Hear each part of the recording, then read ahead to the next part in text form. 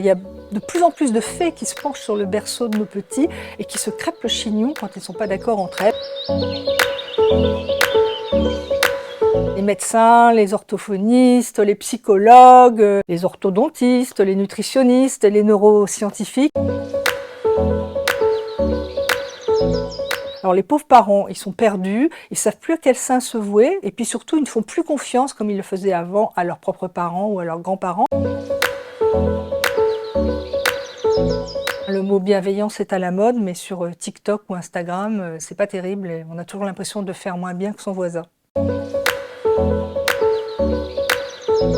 Aujourd'hui, les tendances à la mode, c'est par exemple la diversification alimentaire menée par l'enfant, la DME, ou l'hygiène naturelle infantile, la HNI. On parle aussi de cododo, de portage, de choses qui sont plus anciennes, qui sont parfois inspirées de traditions ancestrales. C'est autant de pratiques qui présentent un véritable intérêt pour le développement de l'enfant et pour les interactions parents-enfants, mais qui sont assez fastidieuses et puis qui demandent beaucoup de temps, beaucoup d'attention et qui sont souvent inadaptées avec les modes de vie des parents d'aujourd'hui.